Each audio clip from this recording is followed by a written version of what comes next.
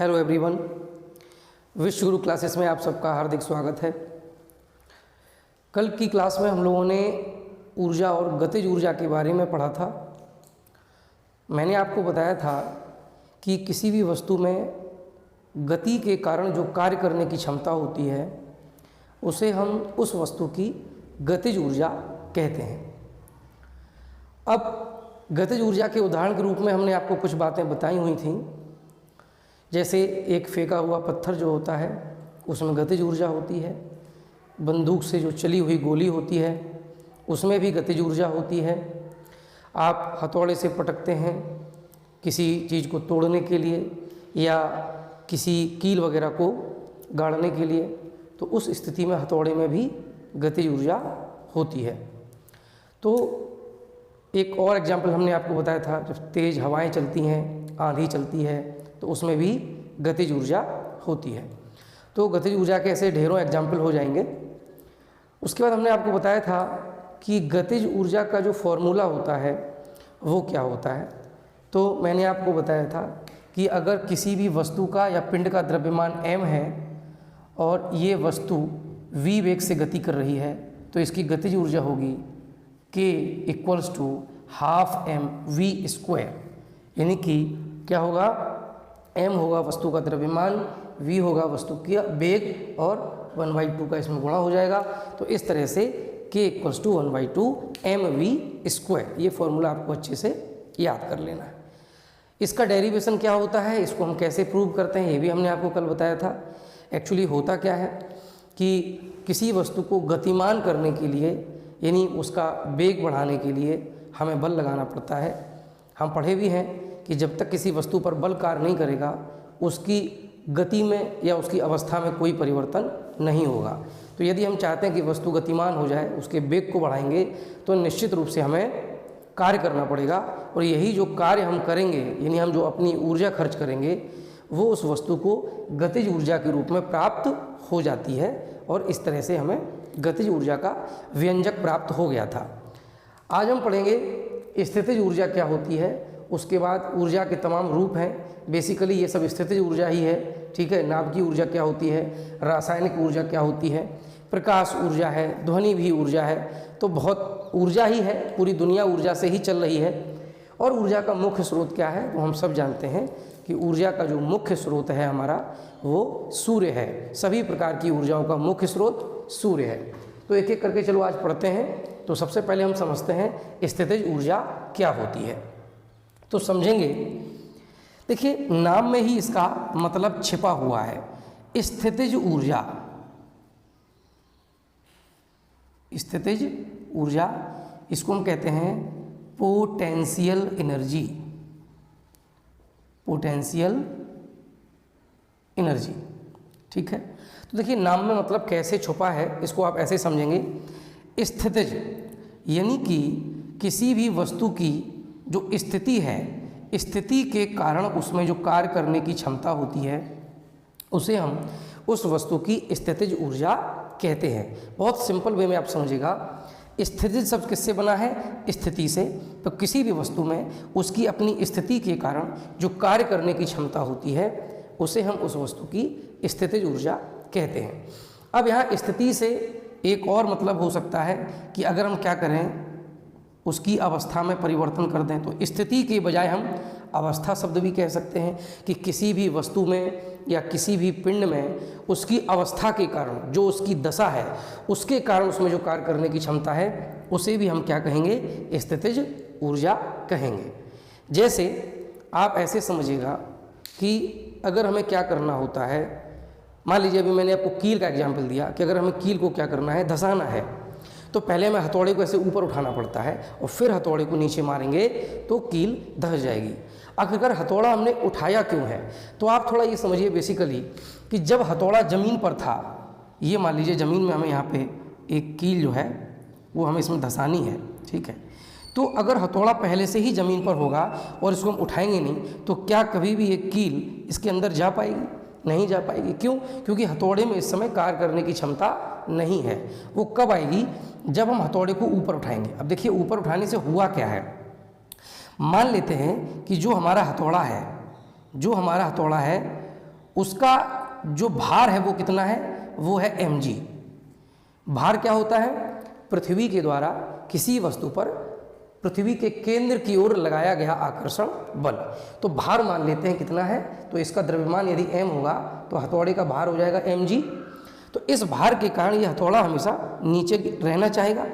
अब हम क्या करेंगे, पहले हथौड़े को ऊपर उठाएंगे तो हमें इस भार के विरोध में, देखिए भार कहाँ लगेगा, नीचे की ओर, हम हथौड़े को ऊपर उठाएंगे तो इस भार के विरोध में हमें कार्य करना पड़ेगा। देखिए कैसे, जब हम हथौड़े को ऊपर उठाएंगे तो हमें ऊपर की ओर क्या लगाना पड़ेगा, बल लगाना पड़ेगा, जो कितना होगा, इस भार के बराबर होगा। और इस बल के द्वारा हम क्या करेंगे, हथौड़े को ऊपर ले जाएंगे, यानी बल की दिशा में क्या करेंगे, विस्थापन करेंगे। तो देखिए दोनों बातें हो गई हैं, हमने हथौड़े पर बल भी लगाया है और इस बल के कारण बल की दिशा में क्या हो जाएगा, विस्थापन भी हो जाएगा। तो बल और बल की दिशा में विस्थापन यदि होगा तो कार्य हो जाएगा। तो जो कार्य करने का मतलब है, हमने अपनी ऊर्जा खर्च कर दी, तो वो ऊर्जा किसे मिलेगी, इस हथौड़े को मिलेगी और किसके रूप में बदल जाएगी, वो स्थितिज ऊर्जा के रूप में इसमें पहुंच जाएगी। फिर जब ये हथौड़ा ऊपर से नीचे आएगा तो अब इसमें कार्य करने की क्षमता है। क्यों है, क्योंकि हमने इसको ऊर्जा दे दी है, कार्य करके हमने इसको ऊर्जा दे दी है। और वही ऊर्जा जब ये नीचे की ओर आएगा तो वो गतिज ऊर्जा के रूप में बदल जाएगी और ये कील जो है वो आराम से तल में धंस जाएगी। ठीक है ना, बड़ा सिंपल सी बात है कि हथौड़ा जब जमीन पर रखा था तो इसकी स्थितिज ऊर्जा उस समय कितनी थी, शून्य थी, यानी इसमें कार्य करने की क्षमता कितनी है, शून्य, ये कार्य नहीं कर सकता। अब हमें करना क्या है, हमें इस कील को अंदर धंसाना है, तो उसके लिए हथौड़े को इसमें पटकना पड़ेगा। तो कैसे आखिरकार हथौड़े में कार्य करने की क्षमता कहाँ से आएगी, तो पहले हम हथौड़ा ऊपर ही उठाएंगे। तो ऊपर की ओर उठाने से तात्पर्य क्या हुआ, इसके भार के विरोध में हम कार्य करेंगे, अर्थात अपनी ऊर्जा खर्च करेंगे और वो ऊर्जा हथौड़े को मिलेगी किसके रूप में, स्थितिज ऊर्जा के रूप में। फिर ये हथौड़ा जब नीचे आएगा तो वही स्थितिज ऊर्जा गतिज ऊर्जा के रूप में बदलेगी और वो कील को नीचे धंसा देगी। ठीक है, जमीन में आराम से जो कील होगी वो धंस जाएगी, तल में धंस जाएगी, लकड़ी में जिसमें भी धंसाना वो धंस जाएगी। ठीक है, तो इस तरह से ये हो गया, किसी भी वस्तु में उसकी स्थिति के कारण या उसकी अवस्था के कारण, उसकी आकृति में बदलाव के कारण, उसकी संरचना के कारण जो ऊर्जा होती है उसे हम स्थितिज ऊर्जा कहते हैं। ठीक है, तो अब स्थितिज ऊर्जा में कई प्रकार की ऊर्जा है जो हम पढ़ेंगे, फिर अलग अलग सबका हम एक्सप्लेनेशन कर लेंगे। तो सबसे पहली बात आती है प्रत्यास्थ स्थितिज ऊर्जा की। तो देखिए यहाँ पे प्रत्यास्थ शब्द आया है, इसका मतलब आप समझ लीजिए।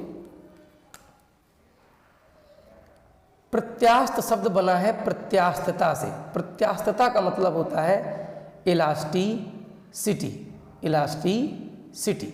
अब ये क्या होता है प्रत्यास्थता, तो देखिए हम लोगों ने देखा है कि जैसे स्प्रिंग होता है, तो जब हम उसको ऐसे खींचते हैं तो क्या होगा, हमें बल लगाना पड़ेगा, यानी हमारे द्वारा बल लगाया जाना ये क्या प्रमाण दे रहा हमें, ये इस बात का सबूत है क्या कि वो स्प्रिंग बढ़ना नहीं चाहता, वो स्प्रिंग अपनी आकृति को बदलना नहीं चाहता है, वो हमारा विरोध कर रहा है, तभी तो हमें बल लगाना पड़ रहा है। यदि वो मेरा सपोर्ट करता, स्प्रिंग चाहता कि भैया हाँ हमें बढ़ा दो, तो उस स्थिति में वो मेरा सपोर्ट करता, और सपोर्ट करता तो बजाय बल लगाने के हमें लौट के ऊर्जा प्राप्त होती, क्योंकि हम तो वही कर रहे हैं जो स्प्रिंग चाहता है। लेकिन अगर हमें कार्य करना पड़ रहा है, हमें बल लगाना पड़ रहा है, इसका मतलब स्प्रिंग हमारा क्या कर रहा है, विरोध कर रहा है। ठीक है ना, तो होता क्या, स्प्रिंग को जब हम खींचते हैं तो ऐसे उसकी लंबाई बढ़ जाती है, लेकिन जैसे ही छोड़ते हैं वो पुनः अपनी प्रारंभिक स्थिति में आ जाता है। इस गुण को हम कहते हैं प्रत्यास्थता। तो प्रत्यास्थता से मतलब हुआ कि जब हम वस्तु की आकृति में या वस्तु के आकार में परिवर्तन करते हैं तो वो वस्तु उसका विरोध करती है। तो वस्तु का वह गुण जिसके कारण वो अपनी आकृति या आकार में होने वाले परिवर्तन का विरोध करती है, क्या कहलाता है, प्रत्यास्थता कहलाता है, इलास्टिसिटी कहलाता है। तो प्रत्यास्थता के उदाहरण अगर देखा जाएंगे तो सबसे पहले तो आपका उदाहरण स्प्रिंग ही हो जाएगा। उसके बाद इलास्टिक जैसे बोलते हैं रबर, तो जो पतली पतली रबर आती हैं, मिठाई के डिब्बों पे लगाई जाती हैं या बालों में लगाई जाती हैं, तो ये जो रबर बैंड जितने आते हैं तो ये सब क्या करते हैं, रबर की बॉल है, उसको आप अगर ताकत लगा के यानी बल लगा के ऐसे दबा देंगे तो क्या होगा, वो पिचक जाएगी, और जैसे छोड़ेंगे वो पुनः गोल हो जाएगी। तो इन सब से हमें ये पता चल जाता है कि जो वस्तुएं होती हैं वो बल लगाने पर अपने आकृति या आकार में परिवर्तन हो जाता है, उनके में करवा लेती हैं, भैया मजबूरी होती है क्योंकि बल लगा है। लेकिन जैसे ही आप बल हटाते हैं वैसे ही वो अपनी प्रारंभिक स्थिति को प्राप्त कर लेती हैं। तो इसे हम कहते हैं प्रत्यास्थता। तो प्रत्यास्थता के कारण जो स्थितिज ऊर्जा होती है उसे हम कहते हैं प्रत्यास्थ स्थितिज ऊर्जा। अभी इसका सबसे बेस्ट एग्जाम्पल क्या है वो आप थोड़ा ध्यान से सुनिएगा। आजकल जो घड़ी आती हैं वो या तो डिजिटल है, यानी कि अब सीधे सीधे चार्ज कर लो, ठीक है, स्मार्ट वॉच आ गई हैं, चार्ज कर लो, उनकी बैटरी जब तक चार्ज है तब तक वो चलेंगी, फिर से चार्ज कर लो। या कैसी आती हैं जिनमें बैटरी डलती है, बैटरी यानी कि उनमें सेल डलता है छोटा सा, और जब वो सेल डिस्चार्ज हो जाता है 10 महीने में या साल भर में तो पुनः हम उसका सेल बदलवा लेते हैं और फिर से हमारी घड़ी चलने लगती है। लेकिन बहुत पहले की बात है, मैंने देखा है घड़ियाँ ऐसी आती थी जिनमें न तो हमें बैटरी डालनी पड़ती थी ना उनको चार्ज करना पड़ता था, बल्कि क्या करना होता था, उनमें चाबी भरनी होती थी। इस तरीके से जो डायल होता था घड़ी का, उस डायल में यहाँ पे एक चाबी लगी होती थी और हम क्या करते थे, इस चाबी को दिन में एक बार ऐसे भर देते थे। और वो चाबी भरने से क्या होता था, वो हमारी घड़ी पूरे दिन सही समय बताती रहती थी। पुनः हम उसका क्या करते थे, चाबी भर देते थे और वो फिर से ऐसे। आपने एक और देखा होगा कि जो छोटे बच्चों के खिलौने आते हैं उनमें क्या होता है, हम चाबी भरते हैं और फिर छोड़ देते हैं, तो वो खिलौने जो है जो भी उनकी क्रिया होती है, उन्हें गति करना है तो गति करते हैं, बजना होता है तो बजते हैं, वहाँ पे ऐसे ऐसे ड्रम बजाता है वो एक। कुल मिलाकर के हो क्या रहा है सब में, चाबी भरने से काम हो रहा है ना, क्यों हो रहा है। देखिए आप, अगर हम बात करें घड़ी की, तो घड़ियों में क्या होता था, बहुत छोटा छोटा स्प्रिंग लगा होता था, बहुत छोटा सा स्प्रिंग। क्या करते थे हम, चाबी भरने से वो स्प्रिंग क्या होता था, दब जाता था, वो स्प्रिंग दब जाता था। अब खुद ही सोचिए आप, स्प्रिंग दब रहा है मतलब स्प्रिंग इसका विरोध कर रहा होगा कि नहीं कर रहा होगा।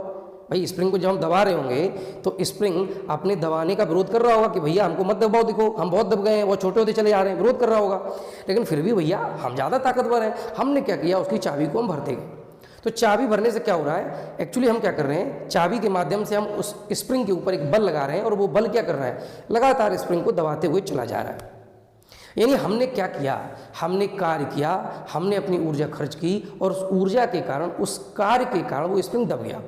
यानी अब दबे हुए स्प्रिंग के पास ऊर्जा पहुंच गई। भाई ऊर्जा मेरी जो खर्च हुई वो कहीं तो गई होगी, कहाँ गई, स्प्रिंग के पास। तो वो किस रूप में इकट्ठा हुआ है, स्प्रिंग के पास वो जो ऊर्जा पहुंची वो किस रूप में पहुंची है, वो है प्रत्यास्थ स्थितिज ऊर्जा। यानी स्प्रिंग में अब कार्य करने की क्षमता आ गई है। क्या कि जैसे आप चाबी को बंद कर देंगे भरना, अब स्प्रिंग कहेगा भाई साहब ठीक है तुम्हारा काम खत्म, अब हम अपना काम शुरू करते हैं। वो क्या करेगा, धीरे धीरे धीरे धीरे धीरे वो फिर से विस्तार लेगा, वो फिर से फैलेगा, और जब फिर से फैलेगा उसी के कारण हमारी जो घड़ी की सुइयां हैं वो लगातार चलती रहेंगी। यानी अब उस स्प्रिंग में कार्य करने की क्षमता है। क्यों है, चाबी भरी, बल लगाया, उस बल के द्वारा हमने स्प्रिंग के ऊपर कार्य किया, स्प्रिंग को दबा दिया।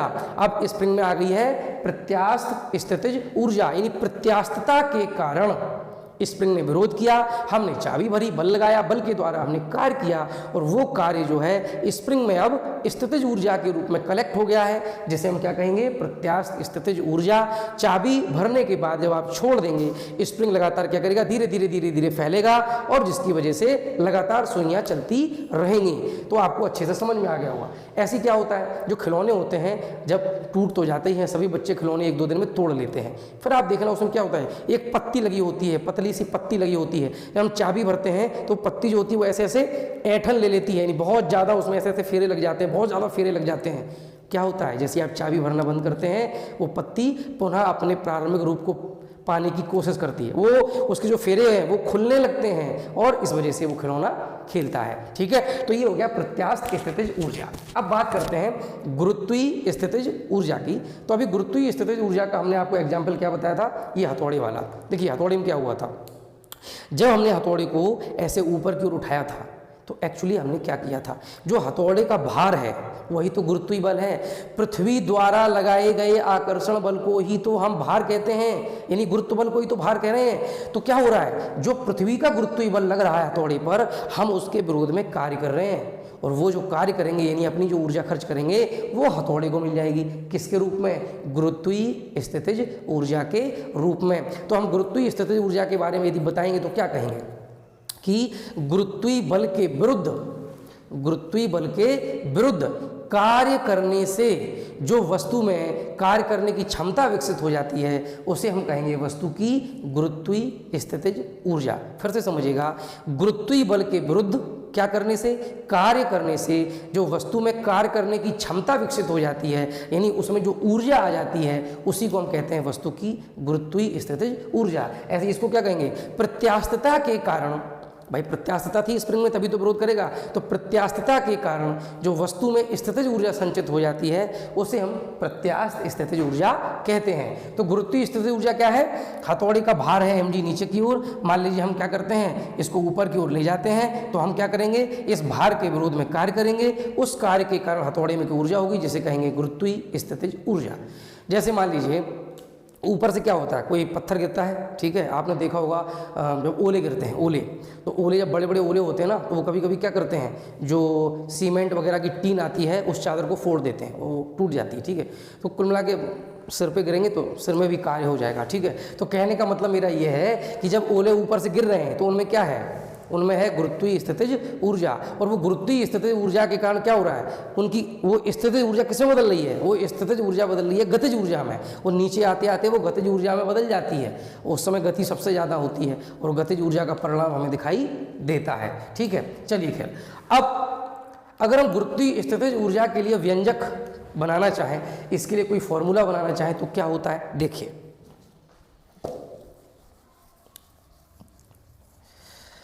देखो भाई है क्या, मान लेते हैं कि ये देखिए हमारी एक वस्तु है, ठीक है, और इसका द्रव्यमान है m, और ये कहाँ रखी है, ये मान लीजिए अभी पृथ्वी के तल पे रखी हुई है, ठीक है ना, तो पृथ्वी के तल पे आराम से रखी हुई है। इसका द्रव्यमान m है तो इसका भार कितना होगा, m × g के बराबर, ठीक है, mg के बराबर इसका भार होगा, अर्थात इस पे पृथ्वी के केंद्र की ओर बल लग रहा है mg। हमने कहा भाई साहब चलो ऊपर चलो, इन्हें हम ऊपर ले गए, कहाँ, यहाँ पे ले गए ऊपर, ठीक है, इनको हम यहाँ तक ले गए। तो यहाँ तक ले जाएंगे, नीचे जो है हमारी धरती माता खींच रही कि नहीं, नीचे आ बेटा नीचे आ, कितना बल लगा रही है, mg के बराबर। तो हमने कहा नहीं हम तो इसको ऊपर ही ले जाएंगे, माँ इसको ऊपर ले जाएंगे। तो भैया हमें इस जो माता के द्वारा, हमारी धरती माता के द्वारा जो आकर्षण बल लग रहा है ना, इसके विरोध में कार्य करना पड़ेगा, यानी इतना ही बल हमें कहाँ लगाना पड़ेगा, ऊपर की ओर। तो हमने ऊपर की ओर बल लगा दिया, कितना, f के बराबर। तो ये f किसके बराबर होगा, mg के, तो f बराबर हो जाएगा mg। अब ये बल जो हमने लगाया ना, इस बल के कारण इसको हम उठा ले गए, ठीक है, हमने कहा माता माफ़ करना, हम ले जा रहे हैं ऊपर, इसको हम ऊपर ले गए, कितनी ऊंचाई तक ले गए, मान लीजिए हम इसे हम h ऊंचाई तक लेकर के चले गए, कितनी ऊंचाई तक, h ऊंचाई तक। तो बल लगाया और बल के कारण इसको हम बल की दिशा में कितनी ऊंचाई तक ले गए, h ऊंचाई तक ले गए। तो जो बल की दिशा में विस्थापन है वो कितना हो गया, तो बल की दिशा में विस्थापन हो गया कितना, h। अब देखिए भाई बल भी लग गया है और बल की दिशा में विस्थापन भी हो गया है, तो कार्य तो हमने कर लिया। अब कितना कार्य किया, तो हमारे द्वारा जो किया गया कार्य होगा वो बराबर हो जाएगा बल गुणा बल की दिशा में विस्थापन, F × h, और F कितना है, mg, और विस्थापन h। ये हमने जो कार्य किया है वो है mgh के बराबर। और अभी हमने आपको बताया ये जो कार्य हमने किया है ना, अपनी जो ऊर्जा हमने खर्च कर डाली है ना, तो ये कहाँ गई है, ये इसी वस्तु के पास गई है, किसके रूप में, गुरुत्वीय स्थितिज ऊर्जा के रूप में। तो अल्टीमेटली यही जो W होगा यही बन जाएगा गुरुत्वीय स्थितिज ऊर्जा, और इसको हम लिखते हैं U से। जैसे गतिज ऊर्जा को हम किससे लिखते हैं, K से, तो इसको हम लिखते हैं U से। तो U बराबर हो जाएगा आपका mgh, ठीक है। तो इस तरह से गुरुत्वीय स्थितिज ऊर्जा का व्यंजक हो गया, ठीक। तो गुरुत्वीय बल के विरोध में जो हम कार्य करेंगे वही इस पिंड को स्थितिज ऊर्जा के रूप में प्राप्त हो जाएगा, गुरुत्वीय स्थितिज ऊर्जा। अब अगला पॉइंट है वैद्युत स्थितिज ऊर्जा। तो देखिए वैद्युत स्थितिज ऊर्जा क्या होती है ये भी समझ लेते हैं एक बार। देखिए वैद्युत स्थितिज ऊर्जा कहाँ होगी, जहाँ वैद्युत क्षेत्र होगा। ये आपके आगे आने वाले टॉपिक में आपको हम पढ़ाएंगे कि वैद्युत क्षेत्र क्या होता है और कहाँ होता है। तो हम आपको बता दें कि कोई भी जो आवेश होता है, आवेश, ठीक है ना, आवेश को हम अंग्रेजी में कहते हैं चार्ज, ठीक। तो जो आवेश होता है ना, जैसे मान लो ये आवेश है, इतना ये आवेश है यहाँ पे, ठीक। तो आवेश अपने चारों ओर एक क्षेत्र उत्पन्न करता है जिसे हम कहते हैं वैद्युत क्षेत्र। अब ये कैसा क्षेत्र होता है, बस इतना समझ लीजिए कि होता क्या है कि दो आवेश, देखिए आवेश दो प्रकार का होता है, अभी बताए देते हैं थोड़ा सा। आवेश दो प्रकार की प्रकृति का होता है, या तो वो धनावेश होता है और या वो ऋणावेश होता है। ठीक है, आवेश दो प्रकार की प्रकृति का होता है, धनावेश और ऋणावेश। आप ये समझ लीजिए सबसे बड़ा जो आवेश का गुण है वो ये है कि समान आवेश जो होते हैं वो एक दूसरे के ऊपर प्रतिकर्षण बल आरोपित करते हैं, ये दोनों एक दूसरे को दूर भगाते हैं। समान आवेश, इन्हें दोनों अगर धनावेश होंगे तो वो दोनों एक दूसरे को दूर भगाएंगे, और दोनों ऋणावेश होंगे तो दोनों एक दूसरे को दूर भगाएंगे। यानी कुल मिलाकर के अगर एक जैसे आवेश हैं तो वो एक दूसरे के करीब आने का विरोध करते हैं। ठीक है, दूर भगाते हैं, दूर दूर दूर। ठीक, अब लेकिन अगर अपोजिट मिल जाए भैया, एक प्लस एक माइनस, तब ये एक दूसरे को बड़ा आकर्षित करते हैं, आओ नजदीक आओ। तो जैसे मान लीजिए ये हमारा है धनावेश Q और ये है हमारा ऋणावेश कितना Q1 और Q2, धनावेश ऋणावेश हो गए। तो फिर ये दोनों क्या करेंगे, ये तो विपरीत हैं, तो ये एक दूसरे को आकर्षित करेंगे। ये Q1 इसको खींचेगा अपनी तरफ, और जिस बल से ये खींचेगा उसी बल से Q2 Q1 को अपनी ओर खींचेगा। दोनों एक दूसरे को पास बुलाएंगे, बशर्ते कब, जब विपरीत आवेश हो। ठीक है, चलिए खैर, तो समान आवेश हो चाहे विपरीत आवेश हो, दोनों की बात समझ लेते हैं। अगर ये समान है तो क्या होगा, तो भैया ये दूर भगाएंगे, ये इसको दूर भगाएगा, इधर की ओर बल लगाएगा, दूर दूर हो जाओ, ये भी दूर भगाएगा, इधर की ओर बल लगाएगा, दूर हो जाओ। ठीक है, तो देख रहे हो इस स्थिति में बल लग रहा है आकर्षण का, इस स्थिति में प्रतिकर्षण का, लेकिन दोनों स्थितियों में होगा क्या वो समझना जरूरी है। देखो ये दोनों आवेश एक दूसरे को दूर भगा रहे हैं, हमने कहा नहीं बेटा पास आओ पास, तो ये क्या लगा रहे हैं, प्रतिकर्षण बल, और हम इनको करीब लाना चाहते हैं, पास लाना चाहते हैं। बताओ क्या होगा हमारा विरोध, क्या होगा हमारा विरोध, और विरोध के कारण हमें इनको करीब अगर लाना है तो कार्य करना पड़ेगा। नोट करो मेरा पॉइंट ये अच्छे से, क्या, जब भी तुम्हें कार्य करना पड़ रहा है ना, तुम्हारा विरोध हो रहा है। जब तुम्हारा विरोध नहीं होगा तो तुम्हें कार्य करना ही नहीं पड़ेगा। भाई हमारी ऊर्जा क्यों खर्च होगी फालतू में, जब हमारा विरोध नहीं हो रहा है। जब हमारा विरोध होता है तभी तो हम कार्य करते हैं। तो यहाँ पर क्या होगा, अगर हम इन दोनों को करीब लाना चाहेंगे कि भैया पास आ जाओ दोनों, तो ये हमारा विरोध करेंगे, और विरोध करेंगे तो हम कार्य करेंगे कि नहीं हम तो भाई तुम्हें पास ला के मानेंगे। तो हमें कार्य करना पड़ेगा, और वो कार्य जो होगा ना, यानी मेरी जो ऊर्जा खर्च हुई होगी ना, वो किसे मिलेगी, इन्हीं दोनों को, इन दोनों आवेशों के बीच में इकट्ठी हो जाएगी, जिसे हम कहेंगे विद्युत स्थितिज ऊर्जा। इस स्थिति में क्या है, दोनों पास आ रहे हैं, तो भैया हमें तो विरोध करवाना, अपना क्या करवाना, विरोध, क्योंकि हम चाहते हैं कि हम कार्य करें, हमारी ऊर्जा खर्च हो। जब हमारी ऊर्जा खर्च होगी तभी तो इनके पास ऊर्जा पहुंचेगी। तो अब ये पास आ रहे हैं तो हमारा विरोध ये कब करेंगे, जब इन्हें हम दूर दूर करेंगे। तो जब हम इन्हें दूर दूर करेंगे तो भी हमारा विरोध होगा, और फिर हम कार्य करेंगे, हमारी ऊर्जा खर्च होगी, वो इन दोनों आवेशों के बीच में पहुंच जाएगी, किसके रूप में, वैद्युत स्थितिज ऊर्जा के रूप में। तो क्या समझ में आया, समझ में ये आया कि दो आवेश एक दूसरे को या तो प्रतिकर्षित करेंगे या आकर्षित करेंगे। तो जब आकर्षित करते हैं तो उनको दूर करने में हमें कार्य करना पड़ेगा, और जब प्रतिकर्षित करते हैं तो उनको समीप लाने में हमें कार्य करना पड़ेगा। दोनों स्थितियों में ये जो मेरा किया गया कार्य है वो इन आवेशों के निकाय, निकाय माने दोनों मिलकर जो आवेश बना रहे हैं पूरा एक सिस्टम, उस निकाय में ये ऊर्जा पहुंच जाएगी, किसके रूप में, विद्युत स्थितिज ऊर्जा के रूप में। नेक्स्ट पॉइंट है चुंबकीय स्थितिज ऊर्जा। ठीक है, हाँ, तो ये तो रह गया अधूरा। विद्युत क्षेत्र क्या होता है, तो ये हमने क्या बताया आपको कि एक आवेश दूसरे आवेश को या तो प्रतिकर्षित करेगा या आकर्षित करेगा। ठीक है ना, चाहे जितनी दूर रख दो तब भी नहीं, ऐसा नहीं होता है। हर आवेश के चारों ओर एक क्षेत्र होता है, उस क्षेत्र में यदि दूसरा आवेश आ जाएगा तो वो उस पर या तो प्रतिकर्षण बल लगाएगा या आकर्षण बल लगाएगा। उस क्षेत्र से बाहर कोई आकर्षण प्रतिकर्षण बल कार्य नहीं करेगा। ठीक है ना, तो वैद्युत क्षेत्र से मतलब है आवेश के चारों ओर का वह क्षेत्र जिसमें दूसरे आवेश को रखने पर उस पर आकर्षण या प्रतिकर्षण बल कार्य करता है। ठीक, अब बात करते हैं चुंबकीय स्थितिज ऊर्जा की। देखिए चुंबकीय स्थितिज ऊर्जा कहाँ होगी, जहां चुंबकीय क्षेत्र होगा। अब चुंबकीय क्षेत्र क्या होता है, चुंबक के चारों ओर का क्षेत्र जहां पर चुंबकीय बल लगे। चुंबकीय बल क्या है, चुंबक के पास में लोहा रखो, क्या होगा, फटाक से लोहा जाएगा और उसमें चिपक जाएगा। भैया लोहे को किसी ने तो खींचा है ना, किसने खींचा है, चुंबक ने खींचा, तो क्या लगाया होगा, बल, कौन सा बल, चुंबकीय बल। तो सीधी बात है, चुंबक के चारों ओर भी एक क्षेत्र है जिसमें अगर हम दूसरा कोई लोहा वगैरह रखते हैं तो उस पर एक बल आरोपित होता है, चुंबकीय बल। ठीक है ना, तो चुंबक के चारों ओर का क्षेत्र क्या है, चुंबकीय क्षेत्र। तो चुंबकीय क्षेत्र में जो ऊर्जा होती है वो चुंबकीय स्थितिज ऊर्जा। अब ये कहाँ से आई भाई, तो सुनो, मान लो कि ये आपका एक क्षेत्र है और इसमें क्या है, इसमें है चुंबकीय क्षेत्र। क्या है, चुंबकीय क्षेत्र बी, यहाँ पे चुंबकीय क्षेत्र है पूरे में। ठीक है, ये पूरे में क्या है, चुंबकीय क्षेत्र, क्रॉस क्रॉस बने ना, तो इसका मतलब है ये पूरा क्षेत्र क्या है, इसमें चुंबकीय बल आरोपित हो रहा है। अच्छा, अभी आप पढ़ोगे आगे आने वाले चैप्टर्स में, किसी में 9th 10th में होंगे, नहीं होंगे तो 11th 12th में तो है ही है, पढ़ाएंगे क्या कि जब हम चुंबकीय क्षेत्र में क्या रखते हैं, या तो कोई धारावाही चालक तार, धारावाही चालक तार, चालक तार से मतलब है एक वायर, एक तार जो कैसा है, धारावाही, यानी उसमें क्या बह रही है, धारा बह रही, करंट बह रहा, ठीक है। तो अगर चुंबकीय क्षेत्र में हम कोई ऐसा तार रख देते हैं ना, तो इस पर क्या आरोपित होता है? चुंबकीय बल, ठीक है, चुंबकीय बल आरोपित होता है। या क्या करते हैं, तार ना रखो, क्या करो, किसी आवेश को गतिमान करा दो, यानी एक आवेश है मान लो प्लस क्यू, ठीक है, और इसको क्या करा दो, इसके अंदर गति करा दो। तो अगर गतिमान आवेश भी चुंबकीय क्षेत्र से गुजरेगा तो उस पर भी क्या लगेगा? चुंबकीय बल। तो ये चुंबकीय बल जो होता है ना, वो उस धारावाही चालक तार पर या गतिमान आवेश पर जो कार्य करेगा वो उसमें किसके रूप में इकट्ठा हो जाएगा? चुंबकीय स्थितिज ऊर्जा के रूप। तो अब बात करते हैं नाभिकीय ऊर्जा की, यानी नाभिक में जो ऊर्जा है वो नाभिकीय ऊर्जा। अब ये नाभिक में ऊर्जा कहाँ से आई? तो देखो, सबसे पहले आप ये समझ लीजिए कि जो भारी तत्व होते हैं, भारी तत्व माने, भारी तत्व का मतलब हुआ जिनका परमाणु क्रमांक अधिक होता है। तो सीधी बात है, उनमें प्रोटॉनों की संख्या भी अधिक होती है। जिनका परमाणु क्रमांक अधिक होता है उन्हें हम क्या कहते हैं? भारी तत्व, ठीक है ना। तो भारी तत्वों में क्या होता है? भारी तत्वों के नाभिक में प्रोटॉन भी ज़्यादा होते हैं और न्यूट्रॉन भी ज़्यादा होते हैं। अब ये प्रोटॉन और न्यूट्रॉन जो होते हैं, इनका अनुपात कुछ इस तरह से होता है कि ये तत्व के नाभिक कैसे हो जाते हैं? अस्थायी हो जाते हैं। कैसे हो जाते हैं? अस्थायी।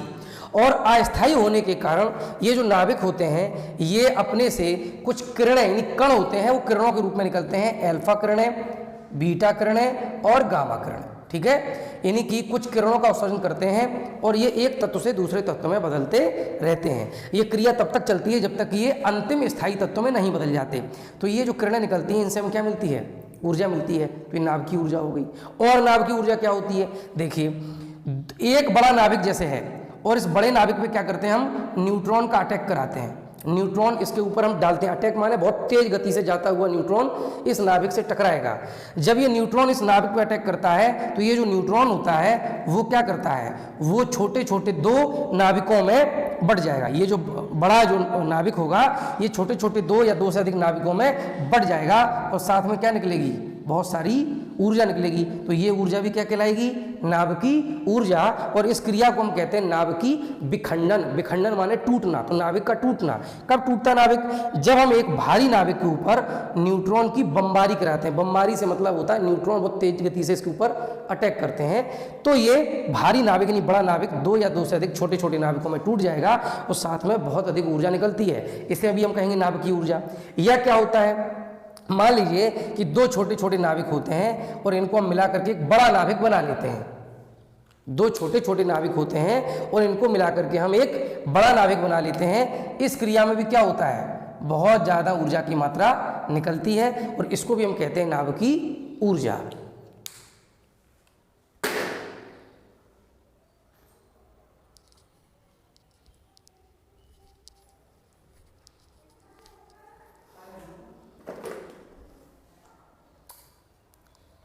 चलिए, तो अब इसमें क्या हो रहा है? दो छोटे नाभिक मिलकर के बड़ा नाभिक बना रहे हैं। तो इसे हम कहते हैं नाभिकीय संलयन। संलयन माने जुड़ना, ठीक है। तो दो नाभिकों के जुड़ करके बड़ा नाभिक बनाया जाता है तो भी हमें बहुत ज़्यादा ऊर्जा प्राप्त होती है। उसे भी हम नाभिकीय ऊर्जा कहते हैं। और जब एक बड़े नाभिक को तोड़ा जाता है छोटे नाभिकों में तो भी हमें नाभिकीय ऊर्जा प्राप्त होती है। ऐसा होता क्यों है आगे बताएंगे। इसका कारण है द्रव्यमान क्षति। खैर, तो आज की क्लास को इतना ही रखते हैं, नहीं तो क्लास जो है बहुत ज़्यादा लंबी हो जाएगी। और मुझे ऐसा लगता है कि ज़्यादा लंबी क्लास जो है देखने में कम इंटरेस्टेड रहते हैं बच्चे। तो बाकी जो रहेगा वो नेक्स्ट क्लास में। तो आज के लिए इतना ही। Thank you.